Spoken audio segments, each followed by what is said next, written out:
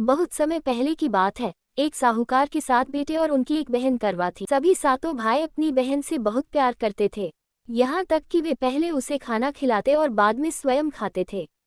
एक बार उनकी बहन ससुराल से मायके आए हुई थी। शाम को भाई जब अपना व्यापार व्यवसाय बंद कर घर आए तो देखा उनकी बहन बहुत व्याकुल थी। सभी भाई खाना खाने बैठे और अपनी बहन से भी खाने का आग्रह करने लगे, लेकिन बहन ने बताया कि उसका आज करवा चौथ का निर्जल व्रत है और वह खाना सिर्फ चंद्रमा को देखकर उसे अर्घ्य देकर ही खा सकती है। चूंकि चंद्रमा अभी तक नहीं निकला है, इसलिए वह भूख प्यास से व्याकुल हो उठी। सबसे छोटे भाई को अपनी बहन की हालत देखी नहीं जाती और वह दूर पीपल के पेड़ पर एक दीपक जलाकर चलनी की ओट में रख देता है। दूर से देखने पर वह ऐसा प्रतीत होता है कि जैसे चतुर्थी का चांद उदित हो रहा हो।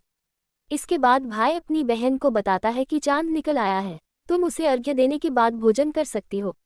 बहन खुशी के मारे सीढ़ियों पर चढ़कर चांद को देखती है, उसे अर्घ्य देकर खाना खाने बैठ जाती है। वह पहला टुकड़ा मुंह में डालती है तो उसे छींक आ जाती है।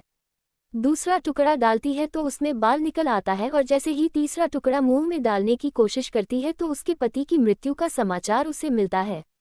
वह बौखला जाती है। उसकी भाभी उसे सच्चाई से अवगत कराती है कि उसके साथ ऐसा क्यों हुआ। करवा चौथ का व्रत गलत तरीके से टूटने के कारण देवता उससे नाराज हो गए हैं और उन्होंने ऐसा किया है। सच्चाई जानने के बाद करवा निश्चय करती है कि वह अपने पति का अंतिम संस्कार नहीं होने देगी और अपने सतीत्व से उन्हें पुनर्जीवन दिलाकर रहेगी। वह पूरे 1 साल तक अपने पति के शव के पास बैठी रहती है, उसकी देखभाल करती है। उसके ऊपर उगने वाली सुईनुमा घास को वह एकत्रित करती जाती है। 1 साल बाद फिर करवा चौथ का दिन आता है। उसकी सभी भाभियां करवा चौथ का व्रत रखती हैं। जब भाभियां उससे आशीर्वाद लेने आती हैं तो वह प्रत्येक भाभी से यम सुई ले लो, पेय सुई दे दो, मुझे भी अपनी जैसी सुहागिन बना दो, ऐसा आग्रह करती है। लेकिन हर बार भाभी उसे अगली भाभी से आग्रह करने का कह चली जाती है। इस प्रकार जब छठे नंबर की भाभी आती है तो करवा उससे भी यही बात दोहराती है। ये भाभी उसे बताती है कि चूंकि सबसे छोटे भाई की वजह से उसका व्रत टूटा था, अतः उसकी पत्नी में ही शक्ति है कि वह तुम्हारे पति को दोबारा जीवित कर सकती है। इसलिए जब वह आए तो तुम उसे पकड़ लेना और जब तक वह तुम्हारे पति को जिंदा न कर दे, उसे नहीं छोड़ना। ऐसा कहकर वह चली जाती है। सबसे अंत में छोटी भाभी आती है।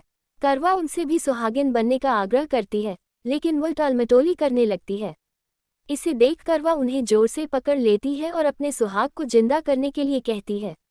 भाभी उससे छुड़ाने के लिए नोचती है, खसोटती है, लेकिन करवा नहीं छोड़ती है। अंत में उसकी तपस्या को देख भाभी पसीज जाती है और अपनी छोटी अंगुली को चीरकर उसमें से अमृत उसके पति के मुंह में डाल देती है। करवा का पति तुरंत श्री गणेश कहता हुआ उठ बैठता है। इस प्रकार प्रभु कृपा से उसकी छोटी भाभी के माध्यम से करवा को अपना सुहाग वापस मिल जाता है। हे श्री गणेश माँ गौरी, जिस प्रकार करवा को चिर सुहागन का वरदान आपसे मिला है, वैसा ही सब सुहागिनों को मिले।